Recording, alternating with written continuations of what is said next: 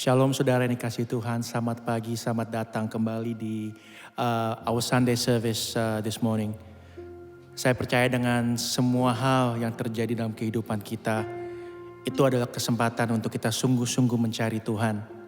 Mari kita pakai peluang yang ada ini untuk makin mendekat dengan Tuhan, makin mengasihi Tuhan, makin hidup bagi kemuliaan Tuhan. Saya ingin ngajak saudara pada pagi hari ini untuk to freely worship God this morning, untuk mengambil waktu ini untuk bertemu dengan Tuhan. Bagi saudara yang belum sempat merenung kebaikan Tuhan, merenung hadirnya Tuhan di kehidupan kita semuanya, mari kita ambil waktu ini. Mari kita berdoa. Bapa, kami mengucap syukur Tuhan untuk segala kejadian di kehidupan kami. We know that in all things you work for the good for those who truly loves you, God. Dan kami ingin menjadi anak-anak-Mu yang sungguh-sungguh mengasihi Tuhan. Kami ingin menjadi anak-Mu yang sungguh-sungguh menempatkan Tuhan di posisi satu-satu dalam kehidupan kami. Benar Tuhan, sering kami tidak mengerti apapun yang kami alami pada hari-hari ini Tuhan. But we decide to put our trust in You. And we realize that in all things You work for good. Terima kasih ya Tuhan. We just want to give You praise. We give You thanks this morning. Thank You Jesus. Dan saudara, kalau gak keberatan di rumah, tundukkan kepala, sembah Tuhan. Carilah Tuhan pada pagi hari ini. Terima kasih ya Tuhan, terima kasih. Thank You Jesus, thank You Jesus.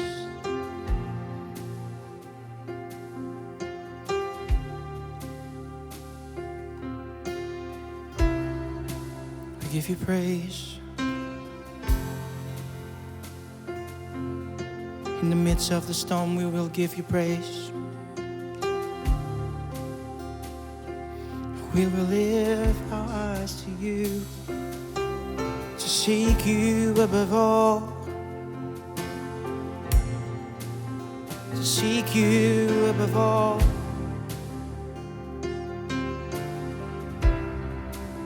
When times get rough, we choose to look to You. When time is good, we honor You. When time seems to be uncertain, we know You're here with us. Oh, we thank You, Lord. We thank You, Lord. Thank You, God. Thank You, God. Terima kasih Tuhan, Kau hadir di hidup kami. Kau hadir di hidupku. Oh, thank You, Lord. Terima kasih. Walaupun sering kami tidak mengerti ya Tuhan, sering ku tak mengerti jalan-jalan-Mu Tuhan, bagai di belantara yang kelam. Tanpa 1000 tanya, namun tetap percaya, jejak-Mu Tuhan sungguh sempurna. Sering kami tidak mengerti Tuhan, sering ku tak mengerti jalan-jalan-Mu Tuhan, bagai di belantara yang kelam. Tanpa 1000 tanya, kami ingin Tanpa taat. 1000 We decide tanya, to listen to You, God. namun tetap percaya, jejak-Mu Tuhan sungguh. Sekali lagi, sering kami tidak mengerti. Sering ku tak mengerti jalan-jalan-Mu Tuhan, bagai di belantara yang kelam. Tanpa 1000 tanya, tanpa 1000 tanya, namun tetap percaya, jejak-Mu Tuhan sungguh sempurna. Ajar kami memahami Tuhan. Ajar ku memahami semua yang kau ingini, agar hidupku puaskan hatimu. Bagimu aku rela sepenuh hati menghamba, serahkan diri genapi karyamu. Yes, Jesus.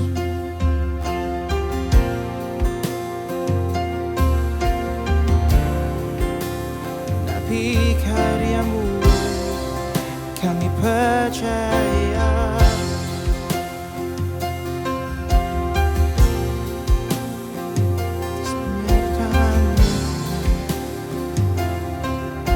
Katakan sama-sama, sering kami tidak mengerti. Sering ku tak mengerti jalan-jalan-Mu Tuhan, bagai di belantara yang gelap. Tanpa seribu tanya, namun tetap percaya, jejak-Mu Tuhan sungguh sempurna. Sama-sama katakan, ajarku memahami semua yang kau ingini, agar hidupku puaskan hatimu. Bagimu aku rela sepenuh hati menghamba, serahkan diri genapi. Ajarku memahami semua yang kau ingini, agar hidupku puaskan hatimu.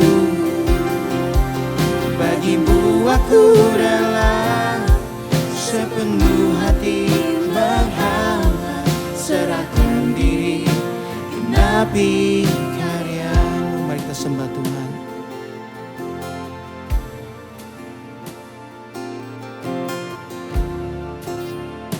Sembah Tuhan pada pagi hari ini.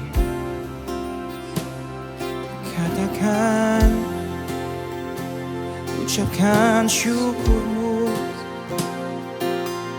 pada Raja yang hidup, yang kekal, mengasihi kami, cintai kami, menopang kehidupan kami. Takkan kami goyah. It's your faithfulness, mercy endures forever, Lord. Thank you, Jesus. Thank you, Lord.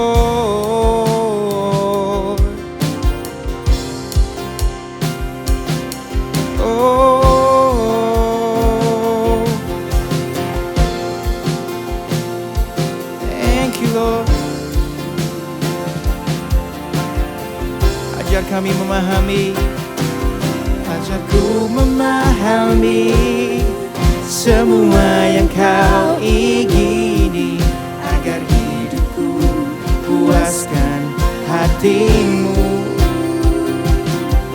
Bagimu aku rela sepenuh hati menghamba, serahkan diri genapi karyamu. Ajarku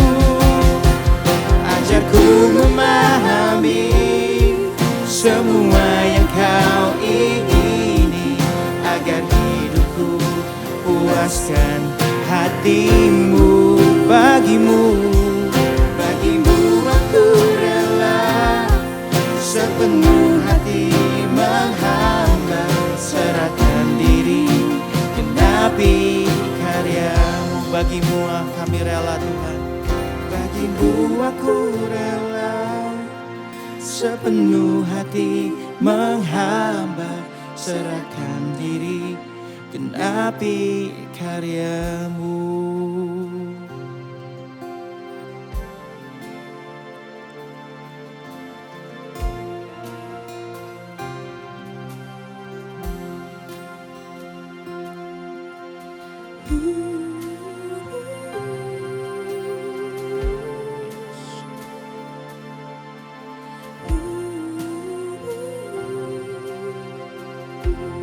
Kami mengasihi-Mu Tuhan. Kami rela meninggalkan semua untuk mengikuti jejak-Mu ya Tuhan. To give You all the glory, give You all the praise. May our lives be a fragrant offering to You, Lord. We sing, here I bow. So here I bow to lift You high. Jesus, be glorified in all things. For all my life I am Yours forever. We will bow before You, our King. So here I bow to lift You high. Yes, Jesus, be glorified in all things. For all my life I am Yours forever. Yes, we are Yours. Yes, Jesus, we are Yours.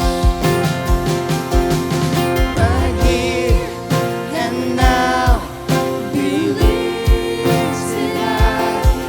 Right here and now, be glorified. God of heaven and earth, God who brought me back to life. I am Yours forever. Yours. Right here, God, here, right here.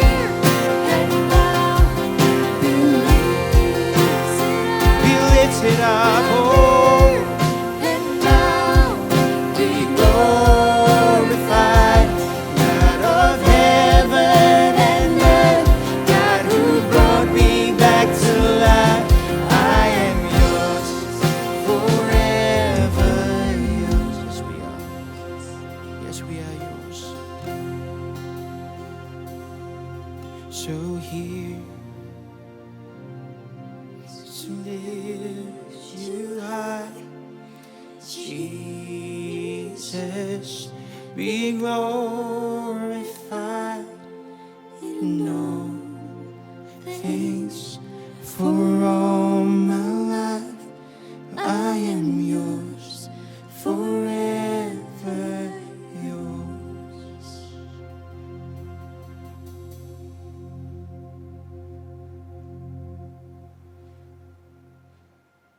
Bapa dalam surga, kami bersyukur buat kesempatan hari ini. Kami bisa kembali, Tuhan berikan kami kesempatan untuk kami bisa berkumpul secara virtual. Kami boleh punya kesempatan untuk beribadah. Kami boleh punya kesempatan untuk Tuhan mendengar kebenaran firman Tuhan. Kami percaya hidup kami dalam kendali Tuhan. Dan kami bersyukur buat penyertaan, penggembalaan Tuhan dalam hidup kami. Kami bersyukur buat kehadiran-Mu yang tidak pernah gagal. Kasih setia rahmat Tuhan yang senantiasa baru buat kami setiap hari. Dan Tuhan, hari ini kami mau Tuhan mendengar firman Tuhan. Kami mau Tuhan, Roh Kudus berbicara buat setiap daripada kami. We believe in the power of Your truth. The word of God yang mampu memerdekakan setiap daripada kami. Mampu memulihkan, membangun kehidupan kami. Menguduskan kami melalui kebenaran-Mu Tuhan. Kami mau belajar firman-Mu siang hari ini. Kami mau Tuhan, Roh Kudus berbicara. Sampaikan pesan Tuhan yang profetis. Sampaikan pesan Tuhan yang menguatkan kami. Sampaikan pesan Tuhan yang mengkoreksi, menghajar kami Tuhan, dengan tujuan kami bisa dibuat semakin menyerupai Kristus. Kami mohonkan Roh Tuhan bekerja di tengah-tengah kami. Roh Tuhan yang tidak terbatas itu Tuhan.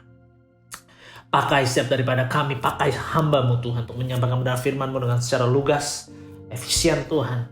Dengan kata-kata yang sederhana yang bisa dimengerti. Roh Kudus yang tidak terbatas itu Tuhan, kerjakanlah perkara yang tidak terbatas di dalam setiap kehidupan kami.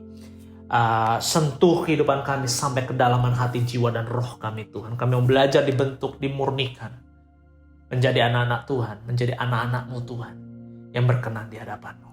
Thank you Jesus. Hanya di dalam nama Tuhan Yesus kami telah berdoa dan kami telah bersyukur. Haleluya. Amin. Puji Tuhan. Shalom Bapak Ibu Saudara. Sekali lagi saya bersyukur buat kesempatan hari ini kita bisa berjumpa secara online untuk kita menjalankan ibadah online kita hari ini, saudara. Dan tentunya saya berdoa bahwa Anda semua baik-baik saja, dan saya percaya bahwa kita semua ada dalam perlindungan, ada dalam penjagaan Tuhan. He is our shepherd. Dia adalah gembala kita yang baik. Dia adalah Tuhan kita, Bapa kita yang baik. Mari Bapak Ibu Saudara, saya mau kita masuk dalam kebenaran firman Tuhan hari ini, dan saya mau menyampaikan pesan yang saya merasa this message has been resounding really strongly in my heart in particular in the past week or so. Tentunya saya masih berbicara dalam konteks kita hari ini dengan COVID-19 pandemic. Dan saudara, kita sudah sampai dalam week 5 rasanya hari ini. Semenjak kita semua tidak beribadah, semenjak social distancing measures semua sudah di put in place. Dan saudara, saya mau menyampaikan bahwa COVID-19 dengan semua social measures yang sudah di put in place oleh the governments around the world, not just one country but similar across the globe, tidak cuma sebatas mengimpact, mempengaruhi kegiatan ekonomi, kegiatan bisnis, kegiatan perdagangan, industri dan sebagainya, tapi saudara, bahwa semua ini mempengaruhi gereja Tuhan, gereja yang tidak cuma sebatas dalam satu negara, tapi gereja secara global, saudara. The pandemic obviously has impacted the churches around the globe. Beberapa hal yang kita sudah jelas kita bisa lihat bahwa churches were forced to go online. Mereka semua dipaksa untuk beribadah secara online. Hari ini saudara lihat sosial media saudara menemukan semua gereja melakukan hal yang mirip-mirip juga, saudara, yang mengadakan ibadah online mereka. The pastors, the leaders, pemimpin mereka dipaksa untuk menjadi Pastor Graham. These days mereka bikin video, mereka bikin online story, Insta story dan sebagainya, dan mereka harus eksis di sosial media. Mereka menjadi pendeta-pendeta dan hamba Tuhan yang eksis di sosial media hari ini.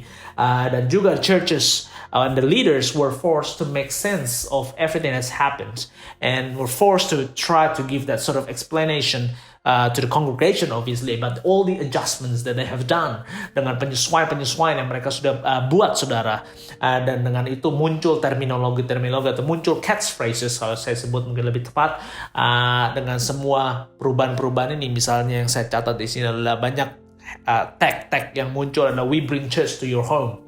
A great tagline, I like that. Ada yang bilang social distancing, yes, but no spiritual distancing. Atau ada yang bilang church has finally left the building.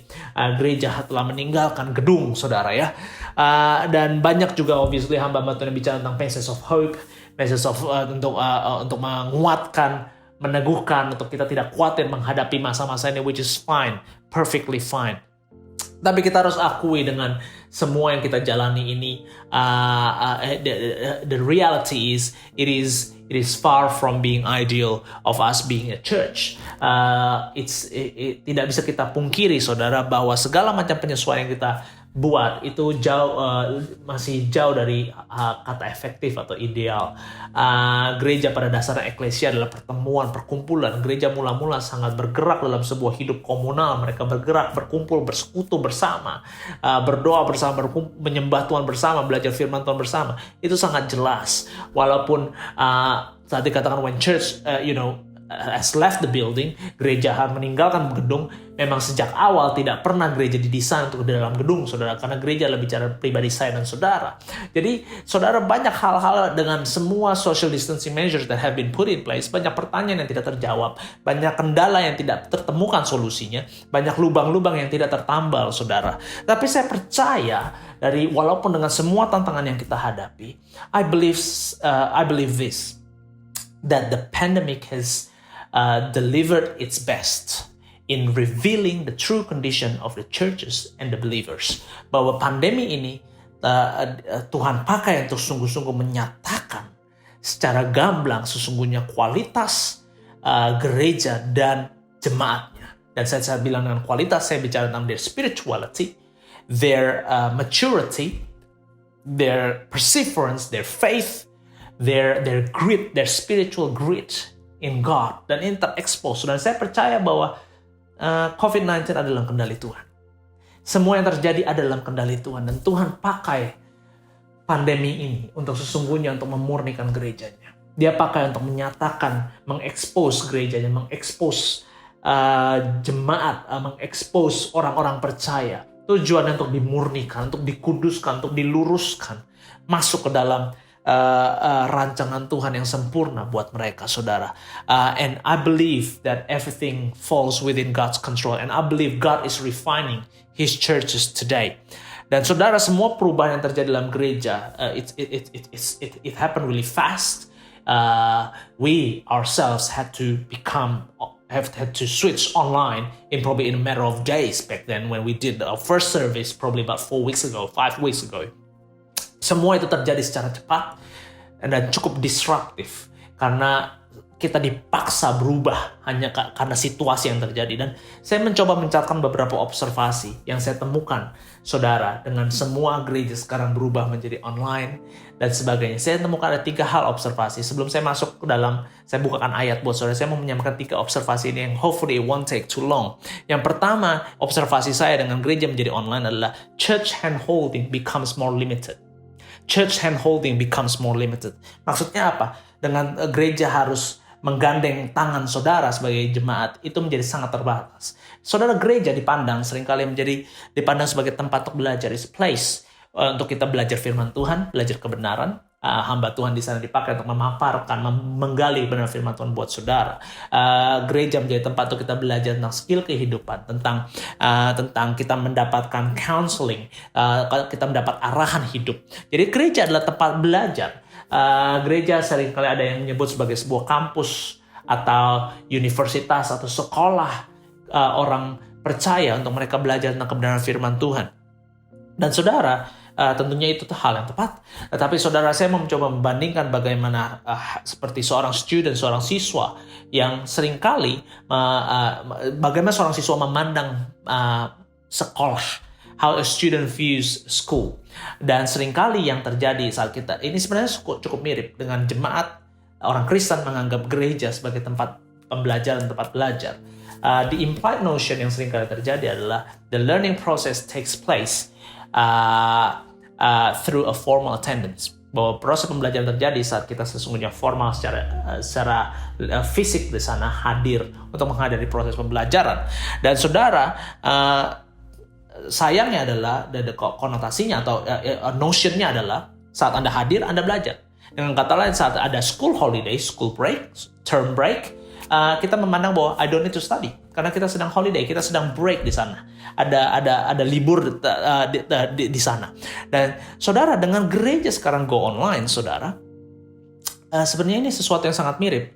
Bahwa yang saya percaya adalah begini, proses pembelajaran itu menjadi sangat berbeda. Kalau sebelumnya kita datang ke gereja untuk kita secara fisik, kita paksakan diri kita datang ke gereja, kita belajar firman Tuhan di sana. Sekarang dengan gereja melakukan ibadah online, Christians, the believers are expected for their maturity, for their independence in following through the online learning, untuk mereka bisa mengikuti dan menghadiri ibadah online tersebut. Dan obviously tidak ada yang bisa mengecek. Anda bisa datang ke gereja karena ada peer pressure, karena ada tetanggamu yang paksa engkau datang ke gereja, atau ada temanmu, saya nggak enak kalau saya tidak datang ke gereja, atau saya di jadwal pelayanan saya harus datang ke gereja. Tetapi hal itu tidak lagi terjadi karena kita go online. Dan disinilah bahwa kita dituntut dengan kedewasaan, dengan independence kita, untuk kita secara proaktif kita bisa bilang, saya mau hadir mengikuti pembelajaran ini secara online, saudara. Dan tentunya hal ini tidak bisa dipaksakan, dan hal ini tidak ada yang bisa mengecek. And I think with the churches going online, what is really missing adalah the hand-holding process and the spoon-feeding process yang terjadi yang diberikan gereja terhadap jemaat. Dan saudara, saat saya sampaikan bahwa sekarang dengan gereja berubah menjadi online, jemaat dipaksakan untuk menjadi dewasa, untuk mereka menghadiri dan belajar following that new online way of learning the Word of God.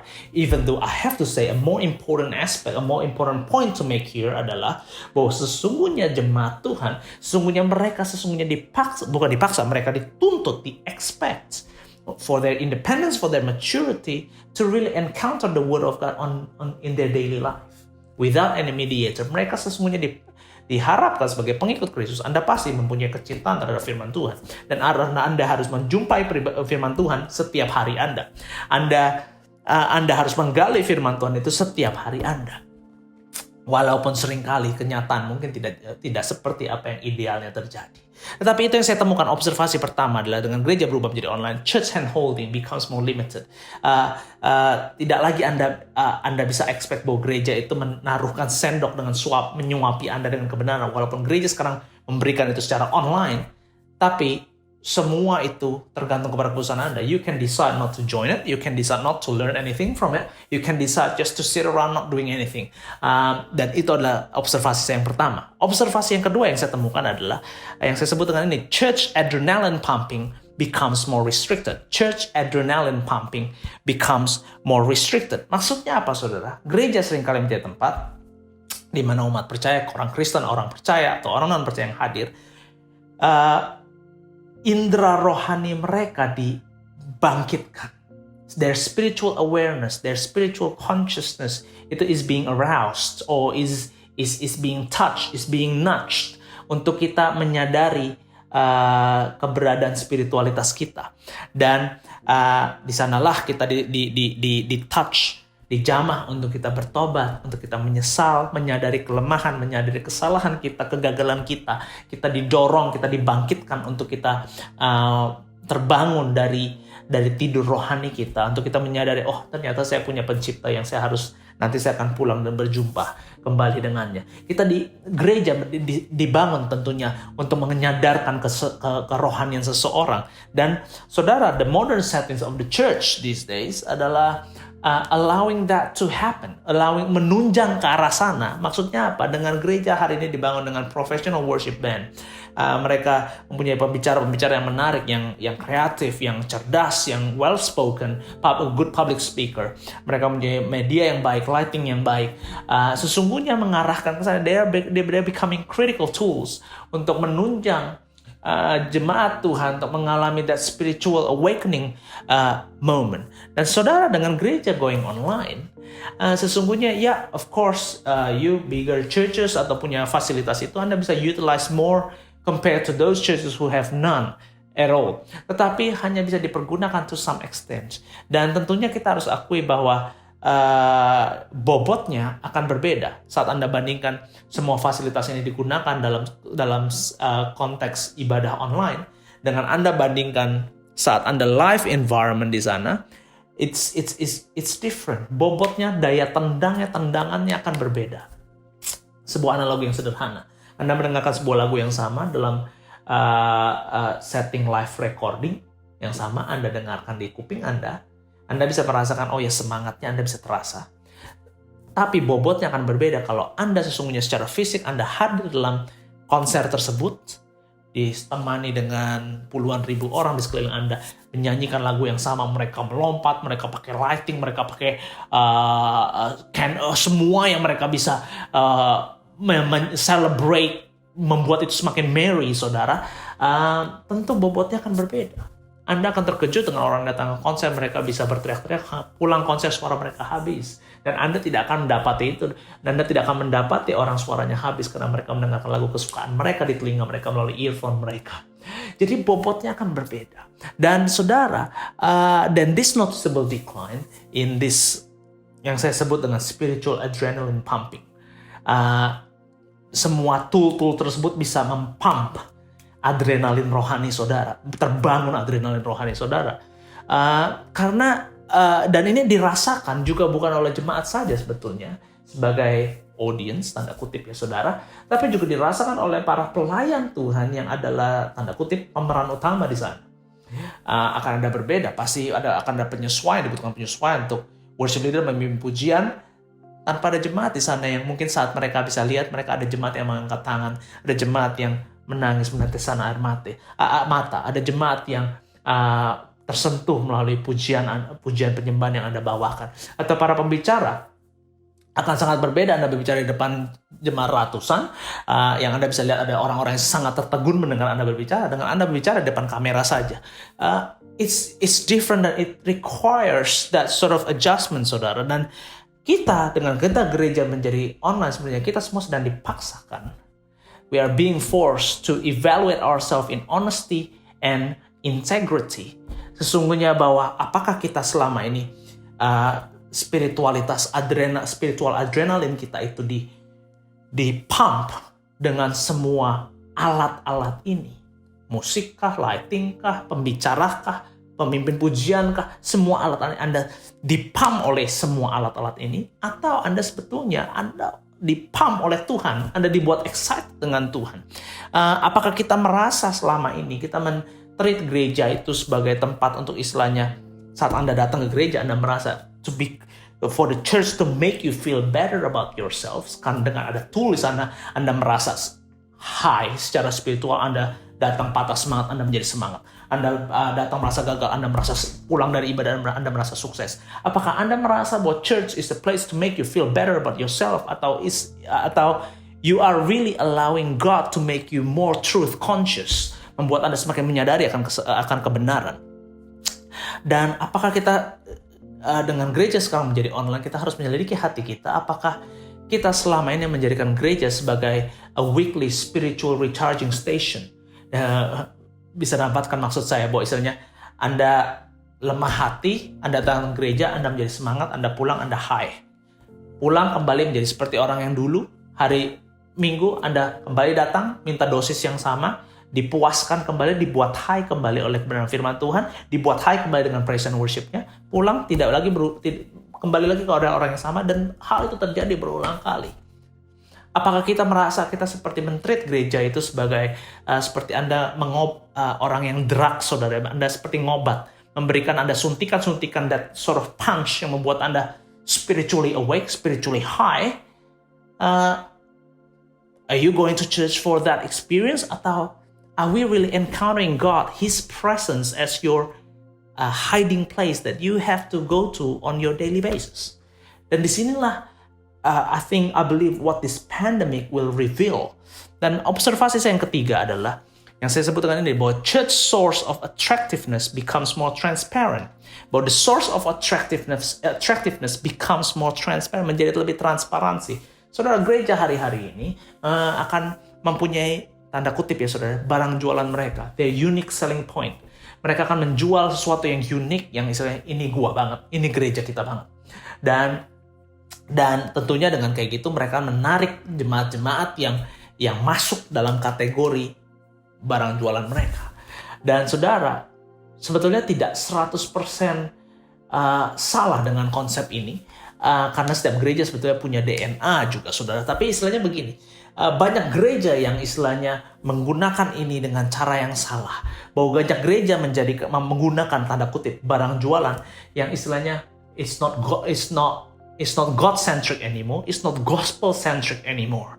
Tidak lagi berpusat pada tujuan Tuhan memenangkan jiwa. Bukan lagi berpusat pada tujuan Tuhan untuk menjaring jiwa sebanyak-banyaknya. Seringkali kita menggunakan barang jualan yang sangat duniawi, banyak barang dagangan yang sangat yang bukan Yesus, saudara. Kita menjual sesuatu yang bukan Yesus. Dan saudara, dengan seperti kayak begitu, dengan gereja menemukan barang jualan mereka, tentunya mereka investasikan habis-habisan di sana. Kalau gereja itu dipakai Tuhan dengan praise and worship, praise God for that, it's fine. Ada gereja Tuhan yang dipakai Tuhan dengan secara luar biasa melalui musik mereka, yang bisa menyentuh banyak orang, yes, that's fine. Atau banyak gereja yang dipakai Tuhan dengan pelayanan kids mereka, kids service mereka luar biasa, dan sebagainya. Pembicara mereka hebat, dan sebagainya. Tapi saudara, dengan pandemik ini, apa yang terjadi dengan semua gereja menjadi online? Sebetulnya, the churches are forced untuk meninggalkan semua fasilitas mereka, semua sumber daya mereka, semua hal yang mereka bisa rely on, yang mereka bisa sandarkan kekuatan mereka, itu they are forced to leave them aside. Mereka dipaksa untuk meninggalkan semua fasilitas, resources mereka redundant. They just sitting idly there. Think about it. Sebagai gereja, kalau misalnya banyak jemaat yang datang ke gereja Anda karena pelayanan kids Anda luar biasa, fasilitas kids Anda luar biasa, semua teknologi yang Anda gunakan untuk pelayanan kids Anda luar biasa. Hari ini, those technologies, those facilities are not relevant, are not doing much. Fasilitas itu hanya terkunci di dalam gedung gereja Anda tanpa Anda bisa gunakan apapun dengan itu. Jadi saudara, saya merasa bahwa istilahnya dengan pandemik ini, the churches are all stripped down from their resources, from their points of strength, and slimmed down to run lean.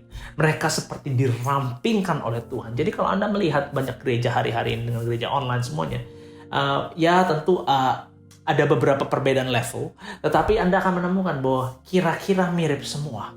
Kira-kira Anda akan menemukan, ya ada online service-nya, ada ibadah 1, 2, 3, 4, semua disetting dengan sama, pembicara satu di depan, jemaat kosong, ada pemain musik yang hadir semua di sana, jemaat kosong, semua mirip, saudara. And I believe, and I think this pandemic has stripped down the churches from all the resources they can, they in the past have relied on to attract people dan mereka dipaksa untuk run lean, mereka dirampingkan oleh Tuhan dalam level kesederhanaan down to the sort of the basic to become what it is today. Jadi saudara, dan challenge yang menurut saya adalah begini, bahwa we are being forced to stay connected dengan Tuhan.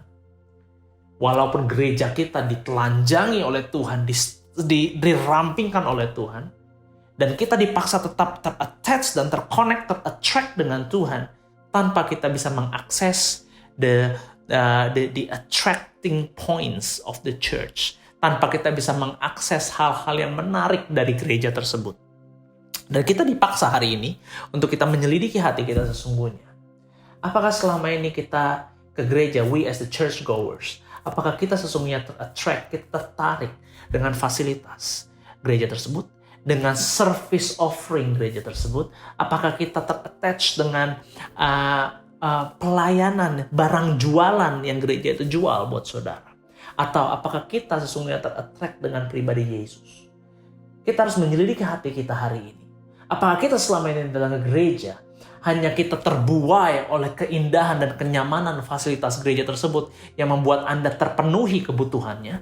Atau sesungguhnya Anda bisa melihat dan Anda terkagum dengan keindahan Yesus di balik semuanya itu? Dan ini yang saya observe, saudara, bahwa apakah we are being selama ini, we have consumer mentality in the church? Atau apakah kita sesungguhnya we have that worshiper mentality about giving everything all to God, but worship being amazed to the beauty and to the glory of God. Jadi saudara, dengan semua yang terjadi dengan COVID-19 dan semuanya, saya menemukan begini, there's more serious pandemic, there's more serious virus than COVID-19. Yang menurut saya that spiritual virus that eats up your spiritual reliance on God. That spiritual virus that tries to kill off your connection, your connection with God and His presence. Sebuah virus yang mencoba membunuh kebergantungan Anda dengan Tuhan. Saya mau lemparkan satu pertanyaan buat saudara yang kita harus jawab. How is our spirituality now, today, with the church vacating their buildings? Bagaimana kondisi kerohanian kita hari ini? Dan saudara, jawaban dari pertanyaan ini akan menggambarkan sebetulnya apakah kita itu sebetulnya contracting that virus or not. And I want to say this, if the quality of our Christianity or spirituality nosedives or falls off the cliff, or drops just in the wake of these churches now leaving their buildings, then we probably have contracted the virus. Kita mungkin sudah terjangkit oleh virus ini, saudara. Dan saya mau bilang seperti begini. Kalau somehow dengan gereja sekarang online, somehow kita tidak mampu untuk berdoa, kita tidak mampu untuk bisa menggali firman Tuhan sendiri, kita tidak mampu membaca firman Tuhan bersentuhan dengan pribadi Tuhan sendiri, kita tidak mampu menyembah Tuhan di rumah sendiri. Dan probably gereja kita hari ini mungkin telah meninabobokan kita. Mungkin gereja kita hari ini selama ini terlalu memanjakan kita, terlalu menyodorkan, menyuapi kita, dan menyunat potensi pertumbuhan, menyunat our potential growth to maturity. Gereja tidak pernah didesain untuk menjadi perantara yang memblok aksesmu terhadap Tuhan. Karena Tuhan datang untuk mengangkat akses tersebut. Tuhan datang dan mati untuk membuat kita bisa menjumpai Tuhan secara pribadi. Dan saudara, kita harus menjawab itu. Apakah kita masih bisa berdoa di rumah hari ini? Apakah kita bisa menyembah Tuhan di rumah hari ini? Dan kita harus jawab pertanyaan, kalau kita somehow kita merasa kita tidak terlalu excited dengan Tuhan saat kita beribadah di rumah, saat Anda menyembah atau membaca firman di rumah. You are not that sort of excited. You are not that sort of passionate about it. Anda somehow saat Anda menyembah, Anda merasa kayak seperti you don't feel that God's presence similar to what you experienced when you were in the church building. Atau Anda mungkin merasa if somehow you are not that spiritually pumped through your personal encounter with God, then probably we have contracted the virus. Probably our churches have excellently been creating that artificial God's presence in your mind, in your life. Somehow membuat Anda tidak jatuh cinta kepada hadirat Tuhan, tapi Anda dibuat jatuh cinta dengan the service setting yang gereja Anda deliver every single day.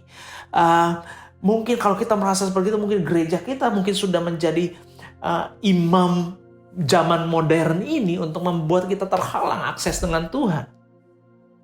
Dan saudara, kalau misalnya kita hari ini merasa our Christianity experience, our Christian life from home is less appealing, less satisfying, less fulfilling, less fun, less contented dengan kita di rumah dibandingkan kita dengan di gereja, then probably we have fallen in love with the church, not in God. Probably kita telah jatuh cinta dengan gereja kita, dengan fasilitas gereja kita, bukan dengan pribadi Tuhan. Kalau kita hari ini kita dengan beribadah di rumah, dengan gereja tidak lagi bisa beribadah, kita bisa berjumpa, kok kita tidak punya rasa longing ya untuk beribadah? Dan saudara, saya baru mention pada teman-teman beberapa waktu yang lalu bahwa dengan kita sekarang semuanya dengan kerja di rumah dan sebagainya, sebenarnya you are gaining a few hours back in your life every single day. Dan sesungguhnya semua tidak ada alasan buat kita untuk kita tidak punya waktu dengan Tuhan. Tapi saudara, kalau kita somehow dengan gereja going online, kita tidak berkumpul secara fisik, saudara, somehow kita merasa kita tidak tertarik untuk beribadah, kita tidak tertarik untuk membangun hubungan pribadi dengan Tuhan, kita tidak merasa tidak terlalu appeal, tidak terlalu attracted, tidak terlalu memuaskan kita untuk beribadah, bersekutu di rumah. Saudara, you probably have fallen in love with your church. Your church probably has become your God, no longer Jesus in your life. Jadi saudara, pertanyaan yang saya mau lemparkan dengan segala macam observasi yang saya telah catatkan tadi. Who has really been shepherding all this time? Siapa yang sesungguhnya telah menggembalakan kehidupan kita selama ini? Has Jesus really become the good shepherd in our lives? Dan saudara, perhatikan ini. Saya tidak menyatakan ini tidak untuk undermine the role of the church leaders or pastors in their church. Mereka adalah gembala yang dipercayakan Tuhan untuk look after your spirituality, yes. Tetapi saya mau menyatakan begini, bahwa tidak ada pribadi atau tidak ada gereja, tidak ada satu hal yang boleh menggantikan pribadi dan peran Tuhan sebagai gembala tunggal, gembala yang baik, yang agung itu dalam kehidupanmu. Dengan kata lain, gereja tidak pernah bisa menggantikan prosesmu dimuridkan oleh Tuhan. Gereja tidak pernah bisa menggantikan dengan program mentoring gereja, proses mentoringmu dimentor langsung oleh Tuhan. Itu tidak boleh tergantikan. Dan gereja tidak akan pernah bisa menggantikan prosesmu digembalakan langsung oleh pribadi Tuhan dalam kehidupanmu. Hanya dengan proses penggembalaan gereja. Tuhan Yesus harus senantiasa menjadi gembala dalam hidupmu. Tuhan Yesus harus menjadi gembala yang menggarap, menyertai hidupmu, mendewasakan hidupmu. Tidak bisa terganti. And that's the bottom line. The bottom line is clear. And your spiritual welfare, your spiritual quality, they must never hinge on the church. They must never hinge on things other than God. Dan saudara, saya mau tutup dengan ini. Section saya terakhir dalam khotbah ini. Yohanes pasal yang ke-10, saudara. Saya mau sampaikan begini. Saya tidak akan buka semuanya. Yohanes pasal 10 ayat 1 sampai 21, Yesus berbicara tentang konteks. Yesus menggunakan metafor atau figure of speech tentang gembala. Sebenarnya Yesus sedang mengajarkan kepada murid-muridnya dan para murid-muridnya dan juga orang Farisi saat itu bagaimana apa peran Yesus saat itu sesungguhnya. Yesus menggambarkan dirinya sebagai gembala. Dia bilang bahwa dirinya adalah gembala untuk orang Yahudi, orang non-Yahudi, dan siapapun itu. Makanya dari kalau Anda baca the whole scripture di sana, Yesus menggambarkan dirinya bahwa he is the good shepherd. Dia menyerahkan nyawanya buat domba-dombanya. Dia adalah gerbang. He is the gate to the full life, to the real life. Dia mengatakan juga di sini saya catat adalah bahwa he welcome his sheep. Domba-dombanya dia welcome, dan juga dia dikatakan begini, he welcome the other sheep from the other sheep pens. Dengan kata lain, dia sebenarnya ini menggambarkan bahwa dia datang untuk orang Yahudi adalah domba-dombanya, tapi dia juga welcome orang-orang non-Yahudi karena kasih karunia-Nya sekarang keselamatan terbuka untuk semua orang, bukan saja untuk orang Yahudi, saudara. Jadi saudara, Yesus sudah menggambarkan perannya sebagai gembala dalam pengajaran di dalam Yohanes pasal yang ke-10. Tapi saya mau bukakan Yohanes pasal yang ke-10 ayat ke-14 khususnya. Yohanes 10 ayat 14 dikatakan begini, I am the good shepherd. I know my sheep and my sheep know me. Yohanes 10 ayat 22 sampai 3. Ayat kedua dan ketiga saya catat begini. The one who enters by the gate is the shepherd of the sheep. The gatekeeper opens the gate for him and the sheep listen to his voice. He calls his own sheep by name and he leads them out. Jadi saya tidak akan membahas panjang lebar di sini. Dari ayat tersebut, kalau ada satu piece of truth yang saya mau coba tarik adalah begini, saudara. Ada sebuah karakteristik yang menggambarkan hubungan Yesus sebagai gembala dengan domba-dombanya. Adalah bahwa he knows his sheep well. Dia mengenal domba-dombanya dengan baik. Bahkan tadi di ayat ketiga itu dikatakan, he calls his own sheep by name. Dia sebut namamu. Dia panggil namamu. Dia mengenal saya dan saudara. Dan dikatakan bukan cuma Yesus mengenal sebagai gembala, mengenal domba-dombanya, tapi dikatakan dombanya juga mengenal Yesus sebagai gembalanya. Jadi dikatakan dombanya the sheep know him well. Dengan cara gimana? They follow him and they listen to his voice. Dia kenal suara gembalanya. Dan ini sebuah kebenaran yang luar biasa, saudara. Jadi saudara, pertanyaan dengan momen-momen seperti begini, dengan peran gereja menjadi terbatas, peran gereja tersunatkan oleh social isolation dan sebagainya. Saudara, how well do we know Jesus as the shepherd? Seberapa kita kenal pribadi Yesus sebagai gembala? Seberapa kita sensitif dan mengenal suaranya dalam hidupnya? Dan saudara, saya mau mengatakan begini. Our churches may be absent today. Our public gatherings may not exist today. The churches may backpedal a bit because of all the social restrictions and all that. But what I want to say is this. The presence of God as the shepherd, the presence of God must never go unfelt. The voice of God as the shepherd must never go unheard. Gereja boleh hari ini tidak ada, tapi hadirat Tuhan tidak boleh sampai tidak terasa dalam hidup. Suara Tuhan sebagai gembala tidak boleh sampai tidak terdengar olehmu. Karena dia harus menjadi tetap gembala dalam segala musim kehidupan. Dan saudara, Mazmur 23 ayat 1 sampai 6. Saya tutup dengan ini, ayat terakhir saya. Mazmur 23 ayat 1 sampai 6. One of my favorite scriptures. Tentang Tuhan sebagai gembala. Saudara pasti sudah familiar dengan ini. Saya catatkan begini. NIV. The Lord is my shepherd, I lack nothing. Saya tidak kekurangan apapun. He makes me lie down in green pastures. He leads me beside quiet waters. He refreshes my soul. He guides me along the right paths for his name's sake. Even though I walk through the darkest valley, I will fear no evil, for you are with me. Your rod and your staff, they comfort me. You prepare a table before me in the presence of my enemies. You anoint my head with oil, my cup overflows. Surely your goodness and love will follow me all the days of my life, and I will dwell in the house of the Lord forever. This is a very popular scripture. Dan saudara, Mazmur ini menggambarkan perjalanan kehidupan Daud sebetulnya. Dan saya pernah khotbahkan ini bahwa saya menggambarkan ini bahwa itu adalah menjelaskan tentang dinamika kehidupan manusia. Ada saatnya Anda masuk ke dalam padang rumput yang hijau. Ada saatnya Anda masuk ke dalam air, tepi air yang tenang. Ada saatnya Anda masuk ke dalam lembah kekelaman tersebut. Ada saatnya Anda masuk dalam peperangan di mana Tuhan menyediakan hidangan di depan para lawan. That interpretation is not wrong. Obviously, it is quite accurate. Tapi saat saya renungkan hal ini kembali di beberapa hari yang lalu, saya terbukakan bahwa there's one element there that underpins the whole thing.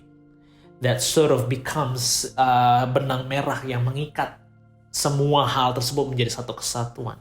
Yaitu yang saya sebut adalah begini. It is He who does. It is He who does. Dia adalah Dia yang melakukan. Dialah yang menuntun engkau ke air yang tenang. Dialah yang membaringkan engkau ke padang rumput yang hijau. Dialah yang menuntun engkau di dalam jalan kebenaran untuk namanya. Dialah yang ada bersamamu dalam lembah kekelaman.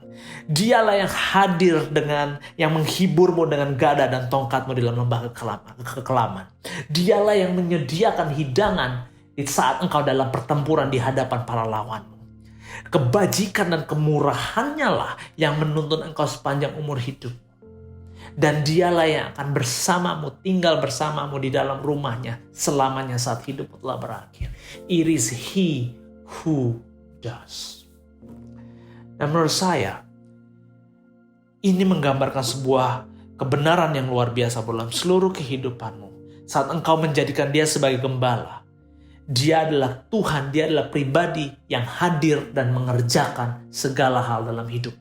Dialah adalah pribadi yang hadir dan turut campur, mengintervensi, yang hadir bersamamu, setia bersamamu. Dan pertanyaan yang kita harus jawab sebetulnya adalah bahwa are we as the believers, are we still following God who does? Apakah kita masih bisa merasakan dalam kondisi kita dengan church going online these days? Apakah kita masih merasakan dan bisa mengenal dan melihat dengan dekat, mengikuti Dia dari kedekatan, mengiring Dia dari kedekatan, kita bisa melihat Dia berjalan menuntun kita ke dalam setiap momen-momen pelosok-pelosok kehidupan kita. Apakah kita dengan churches going online, are we losing direction? Or are we still listening to His voice? Are we still in the same frequency as His voice? Apakah kita masih merasakan kehadiran Dia? Kalau hari ini Dia menuntun kita masuk ke dalam padang rumput yang hijau, are we still following Him? Are we still following Him to the quiet waters? Are we still following Him in the darkest valley of death? Are we still with Him, presenting us the feast in the presence of our enemies? It is God who does. Are we still under the sole direction of God who does? Are we still backtracking the footpath of God who does? Apakah kita masih mengiring Dia dan mengikuti Dia? Dan itu menjadi tantangan hari ini, saudara. Dan saudara, that's the reason why saya mengambil tema dari minggu ini sampai minggu depan. Mungkin saya akan menyampaikan tentang tema besar When Church Left the Building. Dan judul subtema kita hari ini adalah Has God Really Been the Shepherd? Apakah Dia masih menjadi gembala kita, saudara? Saudara, sekali lagi saya akan ulang statement ini. Your churches may be absent today. The church public gatherings, services may not exist today. Tetapi saudara, His presence, the presence of God, the presence of your shepherd must never go unfelt. And the voice of God, your shepherd, must never go unheard. Dan apapun boleh terjadi. Tapi saudara, perhatikan. Mazmur 23. Dia adalah Allah yang mengerjakan. It is He who does. It is He who lies you down on the green pastures. It is He who leads you to the quiet waters. It is He who comforts you through the darkest valley. It is He who prepares the dish, the feast in the presence of your enemy. It is He whose goodness and mercy following you for the rest of your life. It is He and His house where you will dwell with Him forever. Pesan saya hari ini, saat gereja sedang going online, gereja tidak hadir, gereja persekutuan-persekutuan itu menjadi tidak ada dalam hidupmu. Pastikan dirimu tergembalakan oleh Tuhan. Pastikan dirimu Anda menemukan, Anda berjalan di belakang Tuhan, mengiring Dia dari dekat. Anda mendengar, Anda kenal suaranya. He knows you well. He knows you better than anyone. But make sure that we know Him well. Make sure that we are following Him. Make sure that we are listening to His voice. Make sure that we are recognizing His voice. Dan Dalam saat masa-masa ini, masa-masa yang tidak menentu. Perhatikan janji Tuhan Mazmur 23 ayat pertama tadi.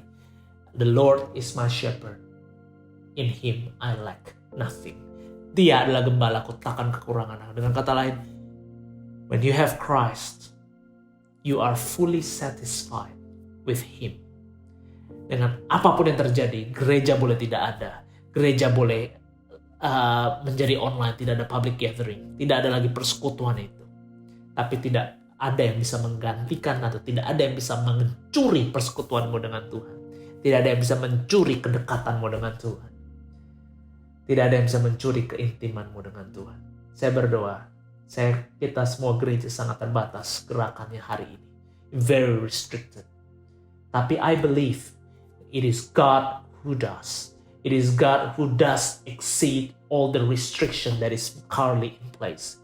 It is He who is present in our lives. It is He who always constantly in us, being with us. It is He who knows us well. Pastikan kita tergembalakan oleh Dia. Pastikan kita mengiring Dia dan mengikut Dia.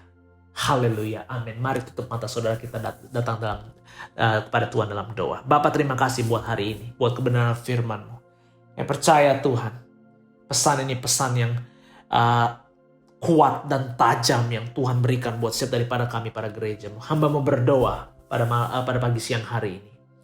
Biar hati kami senantiasa ter-attach dengan Tuhan. Kami mau pastikan bahwa kami tergembalakan oleh Tuhan. Kami mau pastikan Tuhan bahwa kami mengikut Tuhan Yesus. Dengan semua gereja hari ini sangat terbatas. Kami tahu Tuhan sedang menguji dan menyelidiki hati kami. Apakah kami sungguh-sungguh Tuhan, kami tergantung dengan Tuhan? Apakah kami sungguh-sungguh Tuhan terpacu oleh karena Tuhan? Apakah kami sungguh-sungguh Tuhan pumped up, our spirituality is pumped up because of you alone? Apakah kami Tuhan sungguh-sungguh terbangkitkan Tuhan karena kami ada dalam hadirat Tuhan? Kami diuji Tuhan hari ini bahwa sungguh-sungguh apakah kami Tuhan terkesima oleh keindahan Tuhan dan bukan dengan keindahan fasilitas manusia. Apakah kami Tuhan sungguh-sungguh Tuhan passionate about you God, not passionate about just to our church. Are we falling in love with you God and not falling in love with our church?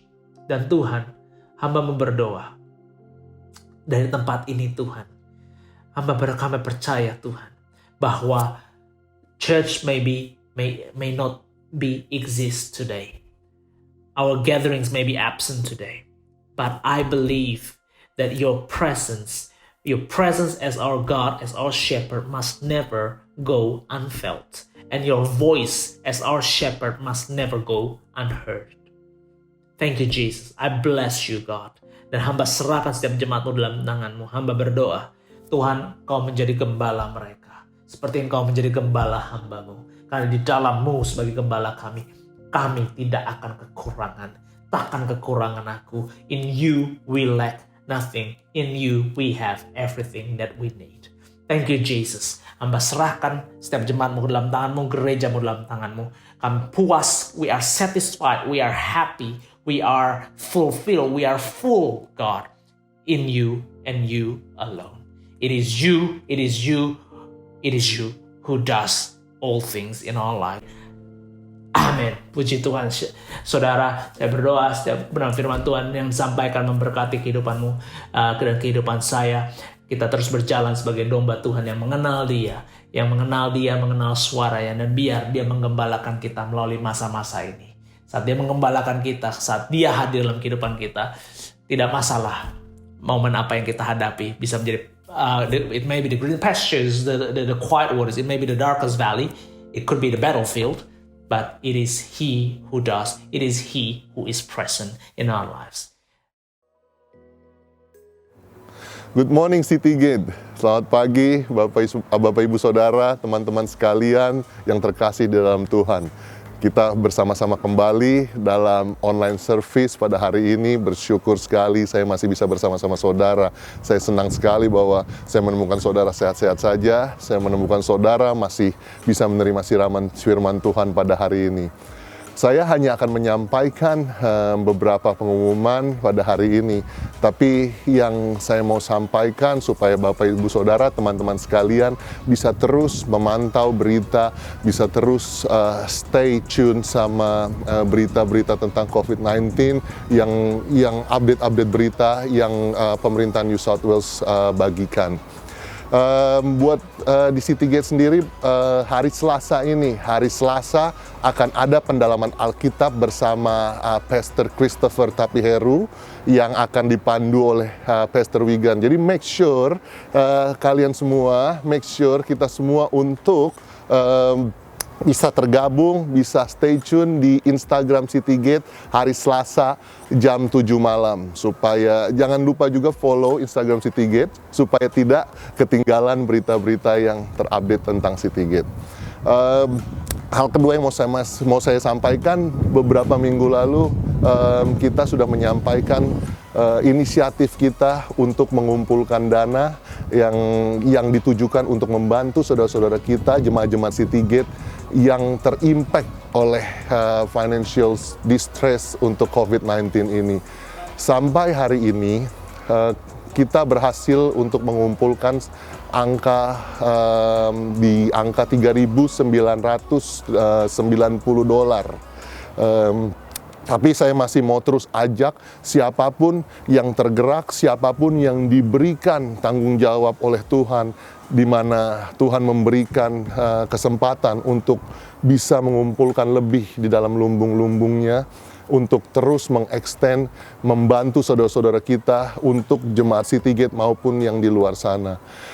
Hal yang sudah kita lakukan adalah kita pada saat ini, pada batch pertama, kita sudah membeli vouchers dari voucher supermarket untuk sedikit meringankan beban beberapa teman-teman kita di Citygate. Kita sudah membeli beberapa voucher yang akan kita bagikan dalam minggu-minggu ini supaya kita bisa memberikan sedikit keringanan dalam beban hidup mereka dalam hal keuangan.